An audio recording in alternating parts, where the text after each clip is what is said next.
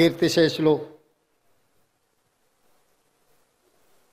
శ్రీ రామోజీరావు గారి 89వ జయంతి సందర్భంగా Ramoji excellence award కార్యక్రమాన్ని ఏర్పాటు చేసి ఈ కార్యక్రమానికి ముఖ్య అతిథులుగా భారత ఉపరాష్ట్రపతి సిపి రాధాకృష్ణన్ గారిని, తెలంగాణ గవర్నర్ జిష్ణుదేవ్ వర్మ గారిని, ఆంధ్రప్రదేశ్ ముఖ్యమంత్రి పెద్దలు శ్రీ నారా చంద్రబాబు నాయుడు గారిని, భారత మాజీ ఉపరాష్ట్రపతి పెద్దలు వెంకయ్య నాయుడు గారిని, భారత మాజీ ప్రధాన న్యాయమూర్తి శ్రీ ఎన్వి రమణ గారిని, మిత్రులు పెద్దలు కేంద్ర మంత్రివర్యులు జి కిషన్ రెడ్డి గారిని, అదేవిధంగా కేంద్ర మంత్రివర్యులు జి రామ్మోహన్ నాయుడు గారిని, మిత్రులు మంత్రివర్యులు బండి సంజయ్ గారిని, శ్రీధర్ బాబు గారిని,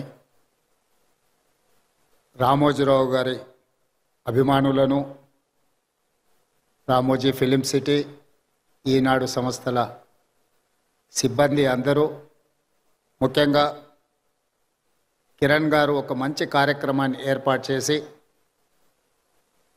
రామోజీరావు గారు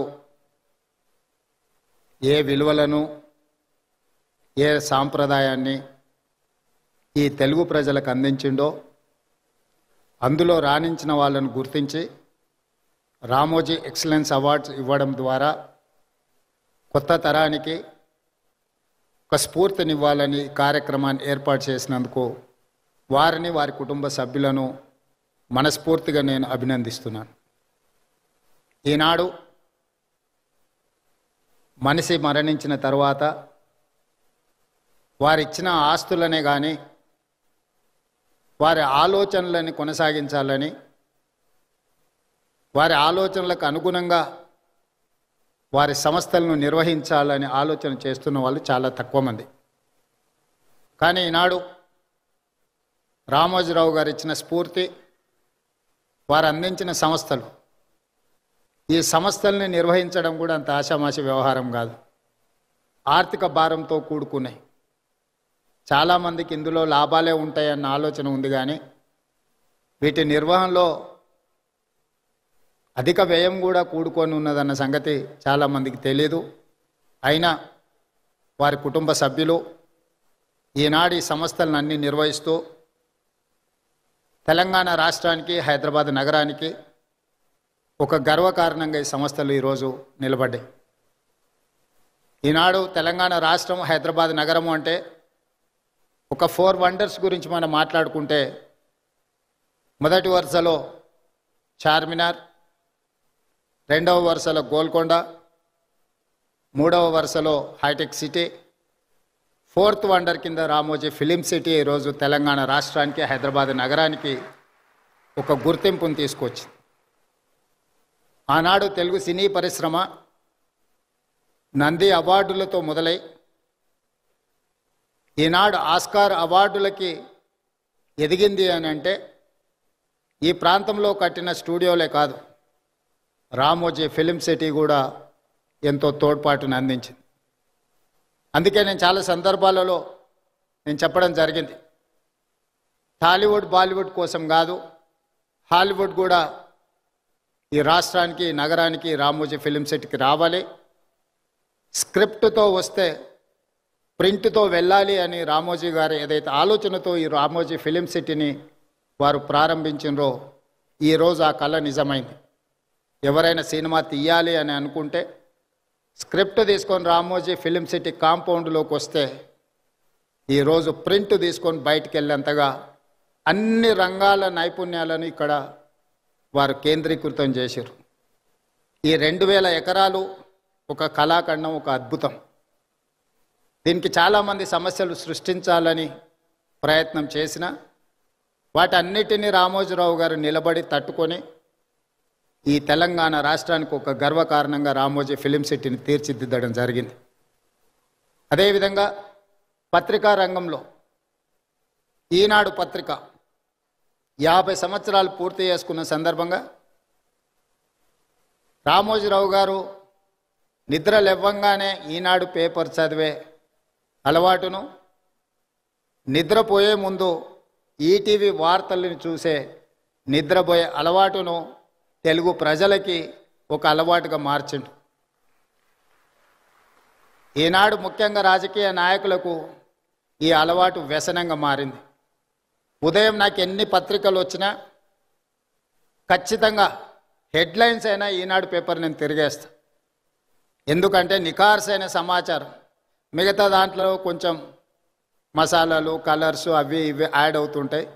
ఇది యాక్చువల్ వార్తని ఈ 2-3 పత్రికలు చదివిన తర్వాత వాస్తవం ఏముందో తెలుసుకుందాము అని ఈనాడు తెలంగాణ రాష్ట్ర ముఖ్యమంత్రిగా 5-10 నిమిషాలైనా ఈనాడు పేపర్ నేను తిరిగేస్తాను.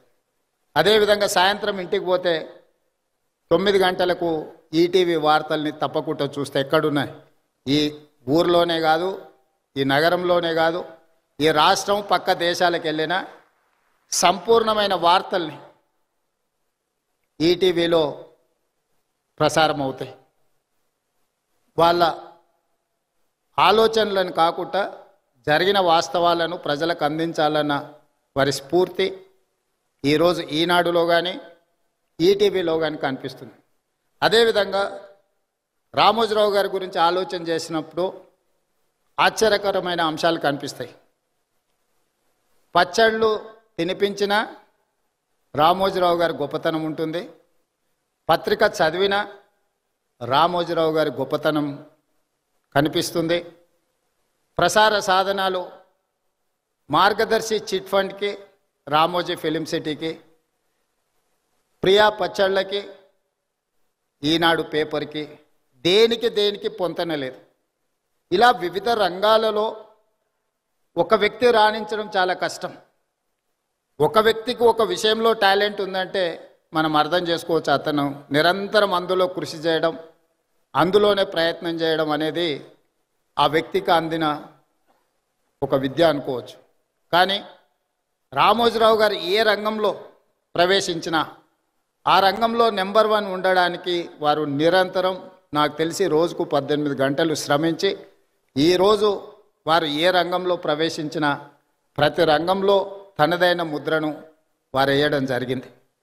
అందుకే ఈనాడు రామోజీ సంస్థ ఈ రామోజీ ఎక్సలెన్స్ అవార్డు కార్యక్రమాన్ని పెట్టడం ద్వారా ఈరోజు అవార్డు గ్రహీతలను గుర్తించడమే కాకుండా భవిష్యత్తులో ఇంతకుముందు చంద్రబాబు నాయుడు గారు ఏదైతే చెప్పినరో ఈ అవార్డు అనేది ఒక గొప్ప గౌరవంగా భవిష్యత్తులో ఇది రాణిస్తుంది అని నేను కూడా వారితో ఏకీభవిస్తున్నా. రామోజీ ఎక్సలెన్స్ అవార్డు అనేది ఆషామాషిగానో లేకపోతే రవీంద్ర భారతిలో చప్పట్లు దుప్పట్లతోని ఏర్పాటు చేసే ఆర్టిఫిషియల్ అవార్డు కాదు అని నేను సంపూర్ణంగా విశ్వసిస్తున్నా. ఈరోజు అవార్డు గ్రహీతలకు ఖచ్చితంగా వారి శ్రమకు, వారి నైపుణ్యానికి ఒక గుర్తింపు, రామోజీ గారి ఆలోచనలని భవిష్యత్ తరాలకు అందించడానికి మీరు, మేము, మన అందరము చేయగలిగిన ప్రయత్నం అంతా చేయాలి. ఒక్క అనుభవాన్ని రామోజీరావు గారితో మొట్టమొదటి నేను కలిసిన అనుభవాన్ని మీతో పంచుకొని నా ఉపన్యాసాన్ని ముగిస్తాను. 2009 సంవత్సరంలో శాసనసభ ఎన్నికలు జరిగినాయి. ఎన్నికల తర్వాత ఓట్ల లెక్కింపుకు 1 నెల రోజులు సమయం ఉండే. మేము అప్పుడు అన్ని లెక్కలు వేసుకున్నాం, తప్పకుండా ప్రభుత్వం వచ్చేటట్టే ఉందని. మరి ప్రభుత్వం వస్తే మంత్రులు కావాలనే కోరిక కూడా ఉంటుంది కదా.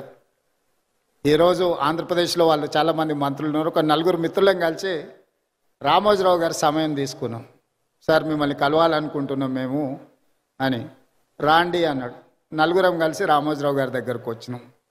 మా నడక, మా చూపులను బట్టి ఆయనకు అర్థమైంది వీళ్ళేదో మంత్రి పదవులకు పైరవి కోసమే వచ్చినట్టున్నారని. భోజనం పెట్టి కూర్చోబెట్టి మేము అడగని కూడా అడగలే, వారే మొదలు పెట్టారు రాజకీయాలు, ఆ విధంగా ఎన్నికలు, ఫలితాలు ఏ విధంగా వస్తాయి అనేది విశ్లేషణ ఒక రకము. నేను ఇప్పటివరకు ఎవరికి ఎప్పుడు చంద్రబాబు నాయుడు గారికి నేను ఎవరికి మంత్రి పదవి ఇవ్వాలని చెప్పలేదు. నా దగ్గరికి ఎవరు వచ్చినా మంత్రుల కంటే కూడా ఎమ్మెల్యేలకు బాగా రాణిస్తారని నేను సూచన చేస్తూ ఉంటాను. మీ 4 కూడా అదే సూచన అని వారు మాకు, అంటే మా మనసులో ఉన్న మాటను గుర్తించి, అంతకుముందు బయట చాలామంది మంత్రివర్గం అంతా చంద్రబాబు నాయుడు గారు రామోజీరావు గారు చిట్టి పంపిస్తారు. చంద్రబాబు నాయుడు సార్ మంత్రివర్గాన్ని ఏర్పాటు చేస్తాడని బయట చర్చ జరుగుతుండేది. సరే రామోజీరావు గారు మా నలుగురిలో ఎవరికో ఒక్కరికైనా తప్పకుండా చెప్తాడనుకొని మేము వచ్చినాము. వారు రాజకీయ నాయకులకు కానీ ప్రభుత్వంలో కానీ ఇలాంటి సూచనలు ఎప్పుడు నేను చేయను. మీరు కష్టపడి పని చేయండి. మీరు మంచి చేస్తే తప్పకుండా నా పత్రికలో స్థానం ఉంటుంది. మీరు చెడు చేస్తే మాత్రం మొదటి పేజీలో స్థానం ఉంటుంది. మీరు ఏది కావాలనో కోరుకోండి అని చెప్పి మంచి భోజనం పెట్టి రామోజీరావు గారు మంచి హోస్ట్. నేను ముఖ్యమంత్రి అయిన తర్వాత కూడా వస్తే చాలాసేపు భోజనం పెట్టి చాలా విషయాలు మాట్లాడినారు. ముఖ్యమంత్రిగా వచ్చినప్పుడైనా ఏదైనా పనుల విషయంలో ప్రస్తావిస్తారేమో నేను అనుకున్న. వారు ఏం మాట్లాడలేదు. వారు చెప్పిండ్రు ఇది నా బాధ్యత, ఎందుకు సార్ రెస్ట్ తీసుకోవచ్చు కదంటే, నిత్యం నాకు ఈ పనిలోనే ఒక సంతృప్తి ఉంటుంది. ప్రతి పేజు నేను చదువుతాను. అక్కడక్కడ వారు స్పెల్లింగ్ కరెక్షన్స్ ఉంటే కూడా పత్రికలో వచ్చిన ఆ డేటా అంటే మ్యాటర్ని కూడా వారు రౌండప్ చేసి పెట్టి అందులో ఏం తప్పులు ఉన్నాయో కూడా మార్క్ చేసి పెట్టి వారి టేబుల్ మీద కనిపించింది. అంత నిబద్ధతతోని వారు పనిచేసిండ్రు కాబట్టే ఇంత గొప్ప సంస్థను నిర్మించగలిగినరు. రామోజీ అనేది ఒక పేరు కాదు, ఒక బ్రాండ్. ఈ బ్రాండ్ను కొనసాగించే క్రమంలో మా వంతు సహకారం, మా సహకారం ఏం లేదు, మేము మీకు అన్యాయం చేయకపోవడం మీకు పెద్ద సహకారము. మా ప్రభుత్వం వైపు నుంచి సంపూర్ణంగా రామోజీ గ్రూప్ సంస్థలకు సంపూర్ణమైన సహకారం ఉంటుంది. Ramoji film city, Ramoji ETV కావచ్చు, ఈనాడు కావచ్చు, తెలంగాణకు హైదరాబాద్ నగరానికి ఒక గొప్ప గౌరవం. ఈ తెలంగాణ గౌరవాన్ని ముందుకు తీసుకువెళ్ళడానికి మా రాష్ట్ర ప్రభుత్వం తరఫున సంపూర్ణమైన సహకారం ఉంటుంది. అదేవిధంగా పెద్దలు వెంకయ్యనాయుడు గారు, ఎన్వి రమణ గారు సూచన చేసారు తెలుగు భాష గురించి. తప్పకుండా మేము ఈ మధ్యకాలంలో ప్రభుత్వం ఇస్తున్న జీవోలు మిగతా వాటిని తెలుగులోనే ఇస్తూ ఉన్నాం. కాకపోతే ఇంకా అది కొంత సమయం పడుతుంది. దాన్ని తప్పకుండా ముందుకు తీసుకెళ్తాం. రాధాకృష్ణ గారు ఇక్కడ గవర్నర్గా 3.5 నెలలు వారి బాధ్యతలు నిర్వహించి సంపూర్ణమైన సహకారాన్ని తెలంగాణ రాష్ట్రానికి అందించారు. ఈనాడు ఉపరాష్ట్రపతిగా వారు బాధ్యతలు తీసుకున్నారు. ఆనాడు ఉపరాష్ట్రపతిగా వెంకయ్య నాయుడు గారు తెలుగు రాష్ట్రాలకు సంబంధించిన సమస్యల్ని పరిష్కరించడంలో, కేంద్ర ప్రభుత్వం ఇచ్చిన హామీలను అమలు చేయించడంలో నిరంతరం వారు ముఖ్యమంత్రులతో సమన్వయం చేసుకొని అన్ని సంస్థలకు సంబంధించిన అధికారులను, వివిధ శాఖలకు సంబంధించిన అధికారులను, మంత్రులను కూడా పిలిపించి ఆనాడు ఉపరాష్ట్రపతిగా వెంకయ్యనాయుడు గారు ఈ తెలుగు రాష్ట్రాలకు సహకరించారు. ఈనాడు నేను భారత ఉపరాష్ట్రపతి రాధాకృష్ణన్ గారి నుంచి కూడా మేము ఇదే రకమైన సహకారాన్ని వారి నుంచి ఆశిస్తున్నాం. వారిని మనస్ఫూర్తిగా ఈ వేదిక మీద నుంచి ఉపరాష్ట్రపతిగా బాధ్యతలు చేపట్టినందుకు అభినందనలు తెలియజేస్తూ మీ అందరి దగ్గర సెలవు తీసుకుంటున్నాను.